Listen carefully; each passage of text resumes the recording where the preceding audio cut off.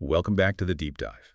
So, if we were to ask you, what's your single most valuable resource? What would you say? You probably say time or maybe money. Right, or creativity even. But today we're going a layer deeper than all of that. We are. We're going to wrestle with the one resource that really governs all of those others. Your attention? It's not just a resource anymore. It's really the currency of the modern age. And this deep dive, which we're calling the focus doctrine, is so essential because, well, the source material just confronts this head on. Which is what? That focus has never been more valuable. It's what gets you rewarded. And yet it's under the most intense, sophisticated, and constant attack it's ever faced. That's the core conflict right there. We all get it intellectually. We know we need to focus. But the day-to-day reality is that it feels like it's being stolen from us piece by piece. It is. Let's break down who these attackers are. Because it's more than just a buzzing phone, isn't it? Oh, absolutely. It's not a frontal assault. Think of it more like attrition warfare, a slow erosion. Okay, so what are the fronts? Well, you've got the obvious one. The external friction. Notifications, pings, alerts, all designed to trigger an immediate reaction from you. Then there's the internal side. The internal friction. Yeah. The endless sea of options that weakens your ability to just choose one thing and commit to it. And the third one. This one really hit me. The cognitive tax of unfinished goals. Yes.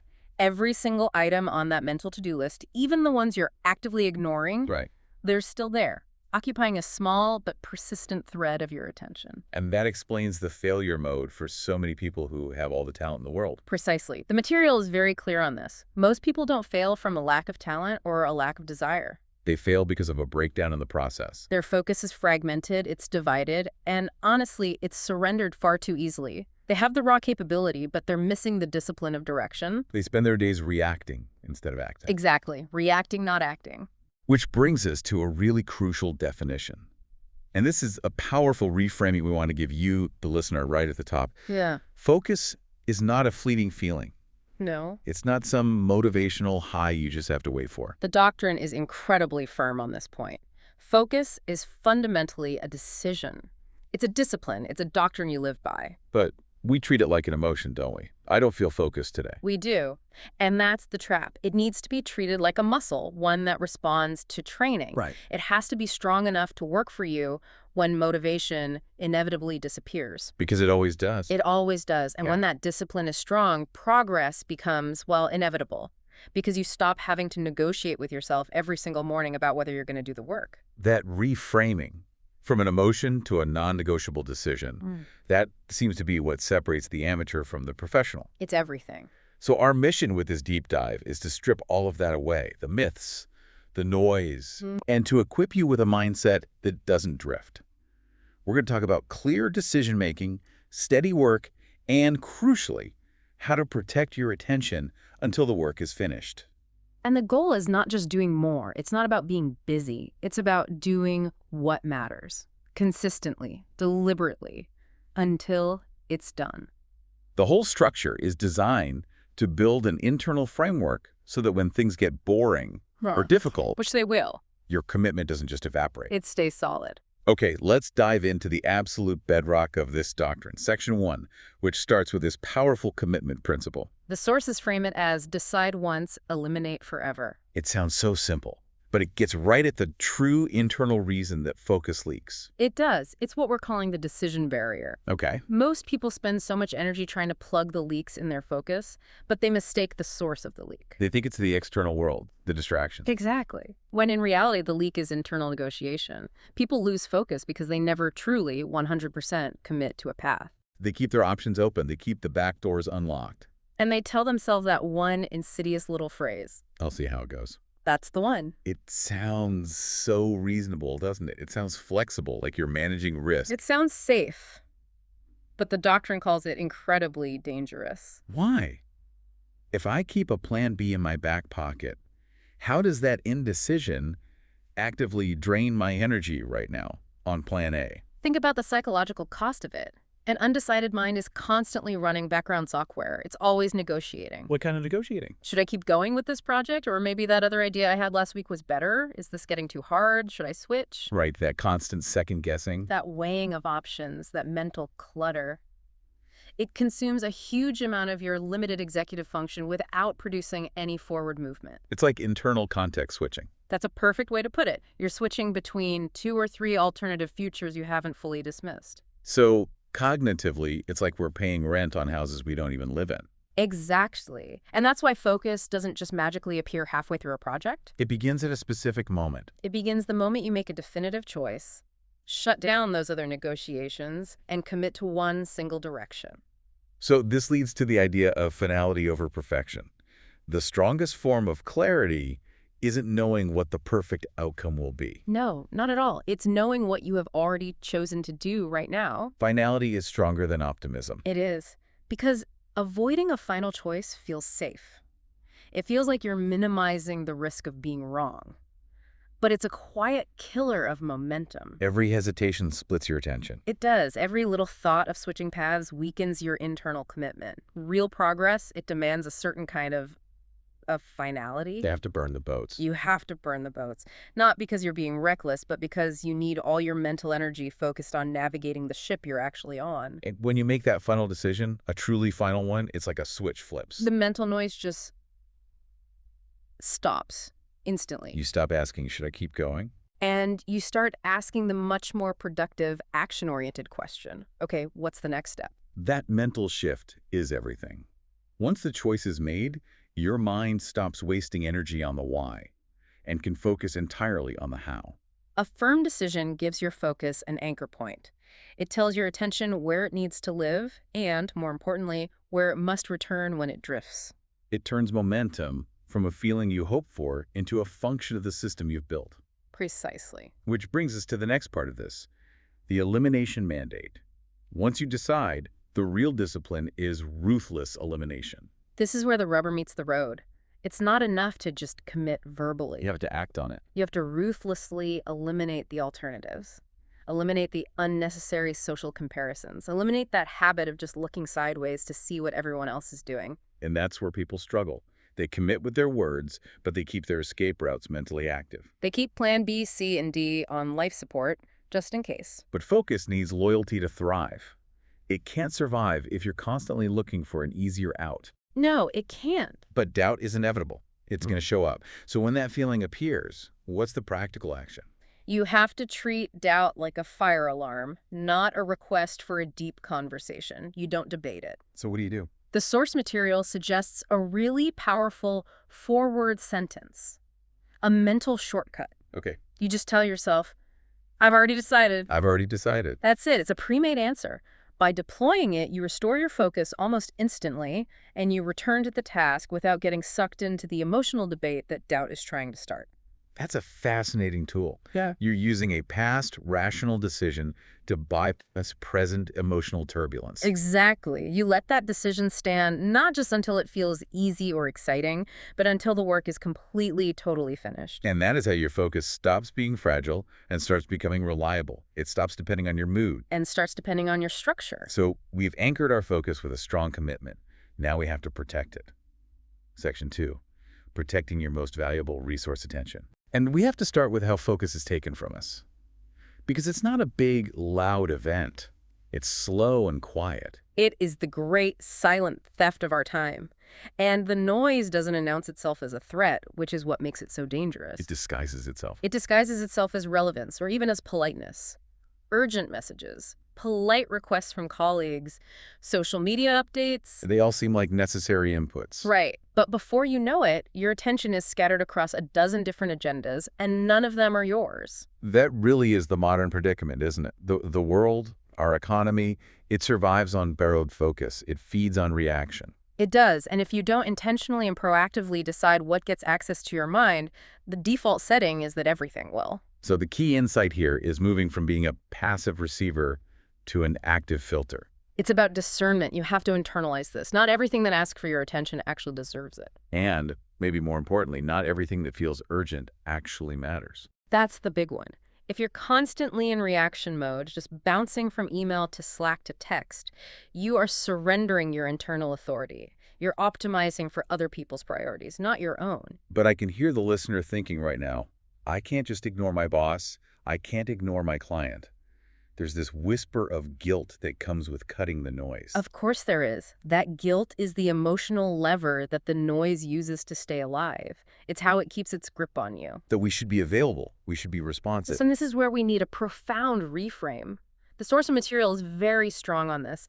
Cutting the noise is not an act of selfishness. It's an act of responsibility. Exactly. It's about respecting your own focus so you can deliver high-quality work. Think about it. If you don't respect your own focus, why should anyone else? You can't protect what you don't value. So the counter-discipline is to assert your right to be deliberate, to set boundaries. You are allowed to be unreachable. You are allowed to move slowly in a world that demands instant speed. You are allowed to choose depth over responsiveness. That deliberateness is the foundation of meaningful work. It's the quiet decision to stop obeying every single stimulus that comes your way. Okay, so let's talk practical steps. How do you reduce these inputs, especially in a professional setting, without causing a huge amount of friction? The source is clear here. Quietly pulling back is more effective than loudly explaining. Why is that? The more you explain your boundaries, I'm doing a 2-hour focus block now, the more you invite negotiation. You invite people to try and override that boundary. Oh, but this will only take a minute. Right. Focus selects, it doesn't negotiate. So practically, this means auditing your inputs. You consume fewer opinions. You unsubscribe from unnecessary updates. You allow fewer conversations into your immediate workspace. What you permit into your mind shapes what your mind can produce. A mind cluttered with endless status updates can't synthesize new ideas clearly. It's just too full of noise. So that covers the external noise. But the doctrine also tackles the even more persistent problem, doesn't it? The internal noise. The endless inner monologue. Yes. And it's just as draining as any external distraction. It's that constant social comparison. Replaying conversations from yesterday, worrying about outcomes that haven't even happened yet. It's the mind negotiating with itself again, but this time it's not about a big decision, it's just anxiety. Pure anxiety and distraction. So the solution isn't more thinking, it's more action. How do we draw the line between that paralyzing noise and genuine strategic reflection? That is the critical distinction. Strategic reflection is intentional. It's time-bound. It's aimed at a specific question that leads to a decision. Whereas internal noise is just rambling. It's repetitive, it's emotional, and it's seeking comfort, not clarity. The solution is to learn when to stop the rambling and just start doing. Action breaks the loop. When action begins, especially physical action or deep immersion in a task, the noise loses its grip. The system is engaged in execution, not rumination. It's the mechanism of a flow state, isn't it? When you're locked in, the internal critic doesn't have the bandwidth to operate. Precisely. Action becomes the antidote to anxiety. And the result, when you achieve both internal and external quiet, is profound clarity. Solitude becomes the birthplace of insight. When the noise fades, your own thoughts, the ones that actually matter, become louder and more useful. And the last hurdle here is that fear of missing out. The feeling that if we quiet our world, we'll miss something essential. You have to cultivate what the doctrine calls active trust. Trust in what? Trust that by committing to your direction and cutting the noise, what truly matters will find a way to stay. And whatever disappears, well, it was never essential in the first place. Focus isn't about knowing everything that's happening. It's about committing to one thing so deeply that everything else becomes secondary. Quiet your world, and the quality of your work will speak for itself. Okay, so we've built the foundation of commitment and the discipline of protection. Now, in Section 3, we shift from mindset to actual mechanics. Right. We have to internalize this idea that focus is a skill, and like any skill, that means it requires training. We have to reject that feeling-based approach, the idea that you just wait for focus to show up. Exactly. Focus responds directly to training, not to wishing or hoping. If your attention is constantly jumping around, that's not a moral failing. It just means your mind has been very effectively trained by the modern world to practice distraction. It's been trained to seek novelty over depth.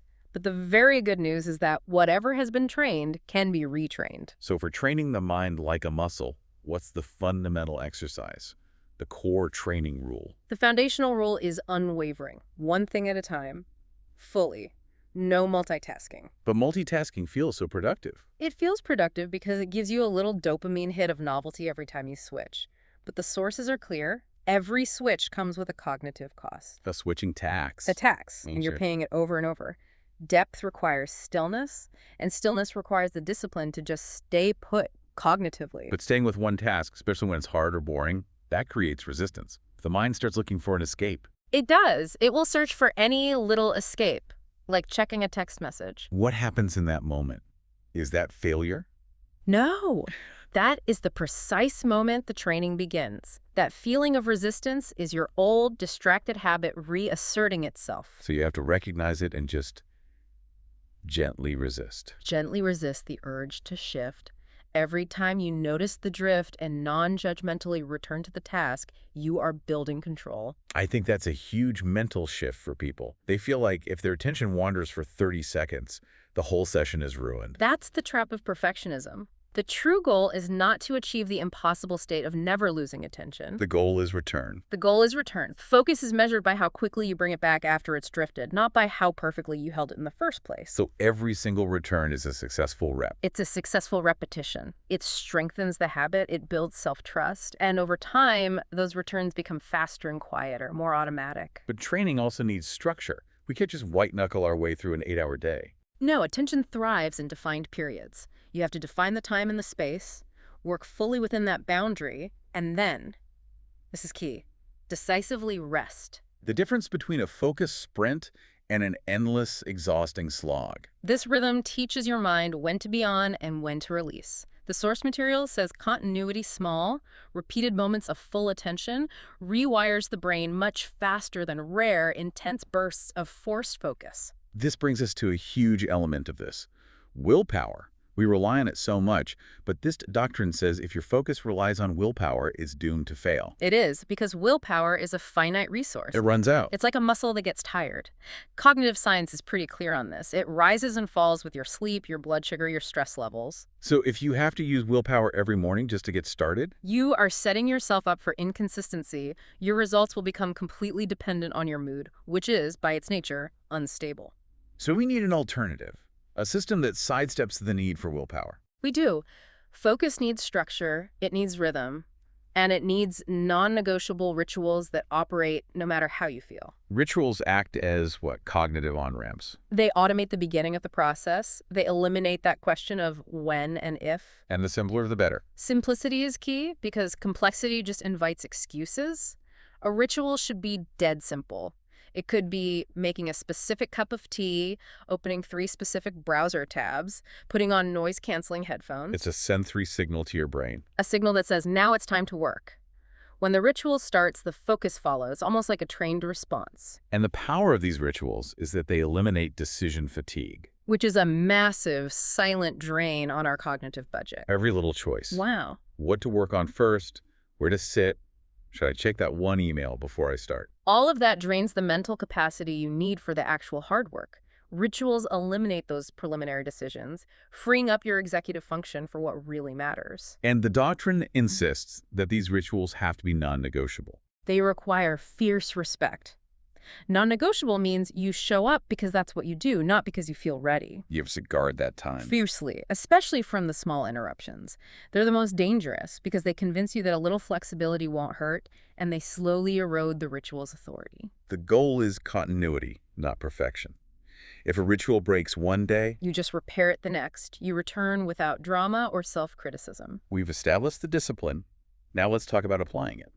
Section 4 is the action doctrine. Movement over emotion. And the first, most dangerous trap here is waiting to feel ready. This one derails more ambition than almost anything else. We wait for motivation to strike. We wait for a feeling of confidence. We wait for the right mindset. But the problem is, readiness is usually the result of beginning the work, not the cause of it. Exactly. And while you're waiting, time is passing, and the momentum you need is just desiccating into thin air. So consistent achievers. Yeah. They don't prioritize their feelings before they get to work. They prioritize the task. They acknowledge their feelings. You can feel tired. You can feel uncertain. That's fine. But those feelings are not given control of the ship. Discipline leads, and the feelings follow. They get pulled along by the momentum of the action. This is the crucial separation of mood from movement. You are fully capable of taking the next step, even when you feel depleted. The only thing you need is willingness. Just the willingness to begin. I think the biggest hurdle for people is that sheer emotional resistance the mind puts up. It's a powerful force telling you not to start. And that resistance is a signal. It's a signal that you are crossing from your comfort zone into a growth zone. It's the friction between who you want to be and the habits you currently have. So the trick is not to try and conquer the whole mountain. No, you just have to start. Just take the first step. Starting is a micro win, and it dramatically lowers the mental barrier to continue. Once you're in motion, focus often arrives quietly. Just enough to carry you through. You use action to generate the motivation that you lacked at the beginning. And this act, starting despite resistance, is how you build real self-trust. Absolutely. Every single time you show up in work, even when you don't feel like it, you prove to yourself that your progress is not dependent on your emotions. You prove you can be trusted to follow through.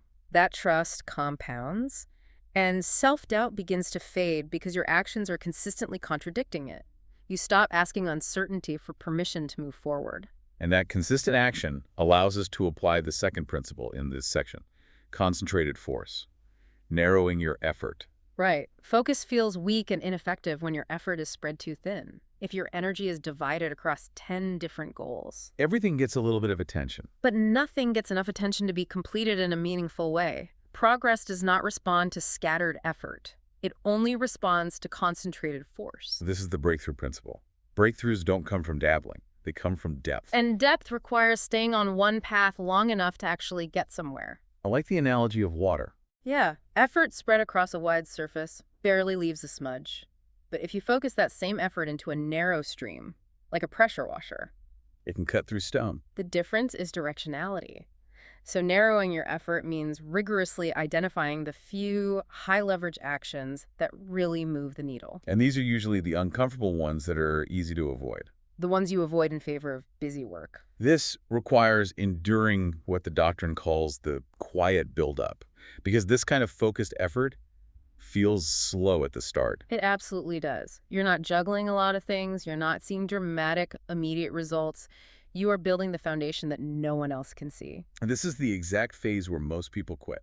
They confuse that quiet internal progress, the deepening of a skill, the accumulation of knowledge, with a lack of progress. So they reset and go chase something new and shiny. But beneath the surface, the pressure is building. You have to trust the accumulation. Which means we need the discipline of exclusion. You can't go deep if you're constantly looking sideways. That's the commitment. Narrowed effort means saying, not now, to new, tempting, even good ideas. You have to honor your current ambition enough to give it your full, concentrated force.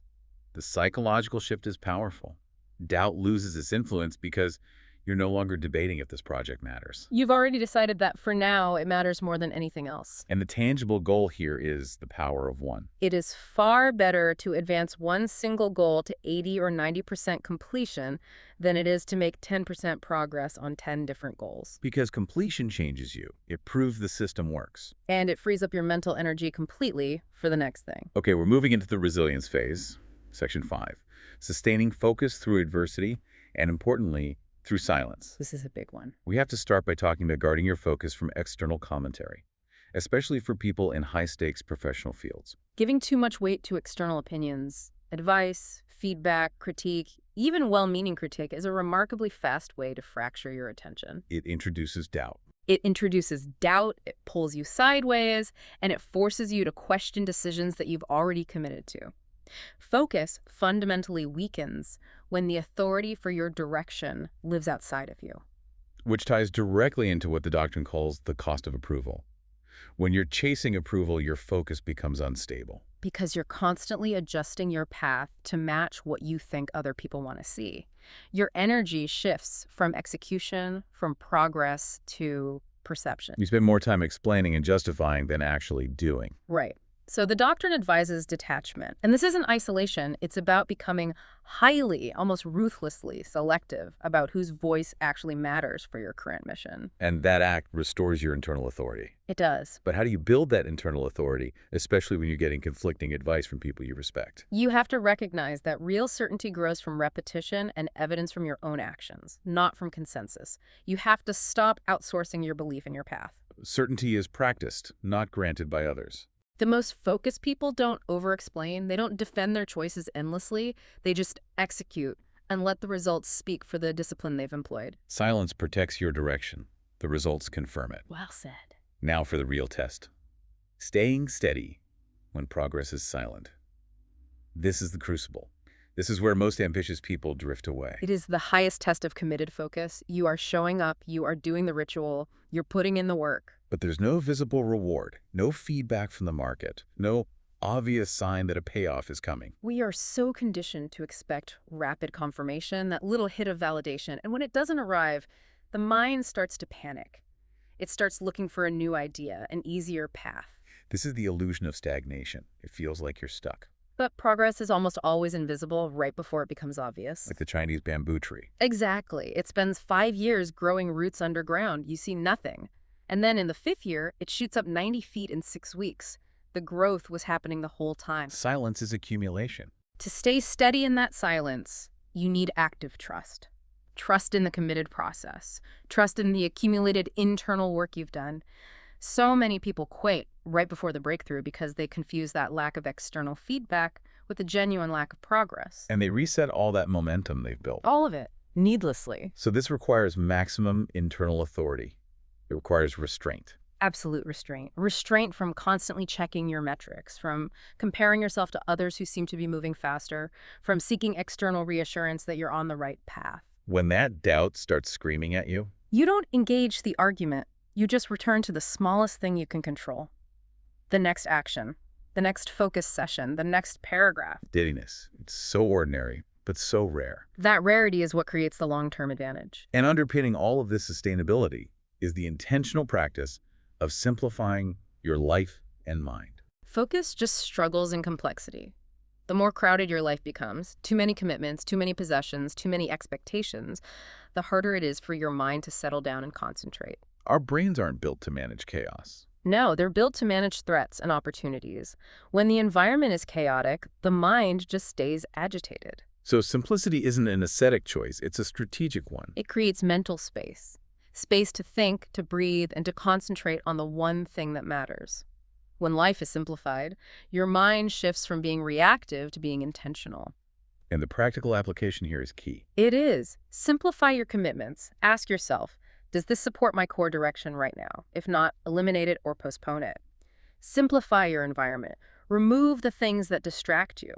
And simplify your schedule. Protect those large, uninterrupted blocks of focus time like they are priceless. It all comes back to that trade-off. Options, cost, focus. And clarity grows exponentially when you choose one direction over the illusion of variety. The more decisions you eliminate from your periphery, the more mental capacity you have for the actual work. You stop feeling overwhelmed and you start feeling deliberate, and focus stops being this painful struggle and becomes your natural operating mode. We're nearing the end of this doctrine now, section 6, which is all about the ultimate goal, completion. But before we even get there, we have to deal with the reality that we're human. We are going to lose focus. We need to talk about focus recovery without punishment. Losing focus is not a failure. It is simply information. And the critical difference between people who achieve their goals and people who stall is all in how quickly and calmly that focus is recovered. The destructive cycle is when you get distracted, and then you respond with self-criticism. With anger, with self-punishment. Because all that does is keep your attention stuck on the error. You're forced to relive the mistake instead of just returning to the work. So skillful recovery is about acceptance and immediate, calm redirection. Exactly. You notice the distraction without drama. You acknowledge it without an excuse. Okay, my mind wandered for 5 minutes, and then you immediately return. No explanation needed. No emotional baggage. None. Focus is maintained by the return, not by brute force. Treat the distraction as data, not as a character flaw. That calm correction shortens the recovery gap dramatically. And if a ritual breaks, if we miss a focus session, we just repair it. We don't abandon the whole system. Discipline has to be flexible, not brittle. Missing one session doesn't erase 2 weeks in progress, but quitting because you missed one session does. So the mindset shift is that progress only becomes steady when it's no longer disrupted by these emotional overcorrections. You just start again the next day, right where you left off, no guilt carried over. Which brings us to the identity shift. Become the person who finishes. Yes. Starting is common. Finishing is rare. Focus reaches its highest, most durable level when finishing becomes a deep-seated personal standard, not just a temporary effort for one project. Every unfinished task leaves an open loop in your mind. A subtle doubt in your ability to follow through. Psychologists call it the Zeigarnik effect. Becoming the person who finishes reverses that entire cycle. It builds unbreakable self-trust through closure. But to get that closure, we have to endure the discomfort of the middle phase. The middle phase is the true test. The novelty is gone, the inspiration has faded, and the work just feels familiar, sometimes tedious. Finishing means staying present during the least exciting parts. And trusting the process long enough to see the outcome, that is the definition of professional endurance. And we have to distinguish between completion and perfection, because perfection is often just a fancy excuse to avoid finishing. Done is always better than ideal. Finished is better than flawless. Completion is closure. It frees up your mental energy and your focus for the next important thing. And the doctrine has a finality rule for this. It's a powerful one. When that little voice in your head tells you to quit because you think you've learned enough or the project is good enough, Recognize that as a signal. recognize those thoughts as signals that you are very near the end. And finish anyway. Push through that final wall of resistance. So finishing is ultimately about integrity. It's Yeah. about honoring the commitment you made to yourself back in section 1. It is the final proof. When finishing becomes an ingrained habit, focus becomes totally reliable. Projects stop lingering and draining your energy. And the result is a quiet, durable confidence that doesn't need external validation. It transforms focus from a productivity hack into an enduring part of your character. This has been an incredibly structured and I think very actionable deep dive into attention as a skill. Mhm. Let's just briefly summarize the 3 core takeaways that really define the application of this focus doctrine. First, remember that focus is built on consistency. The quiet, daily returns. It's not built on unsustainable intensity or motivational bursts. Second, discipline has to be built on structure and automated systems, like rituals, not on the fickle, unreliable resource of willpower or motivation. And finally, progress must be measured by your behavior. Did you show up? Did you do the work? Not by your emotions or by fleeting, immediate results. When you measure the right thing, focus becomes sustainable. Okay, so here's the final provocative thought we want to leave you with. It wraps up the entire doctrine beautifully. You don't need to control the entire world or every single outcome to make profound progress. You only need to control your attention. Remember that essential connection. Where your attention goes, your energy follows. And where your energy goes, results eventually appear. If you control the input, you control the output. Focus is not about rushing anxiously toward the future. It's about staying present long enough and consistently enough to build that future, step by deliberate step. Practice this doctrine daily, and stay focused until your most important dreams come true.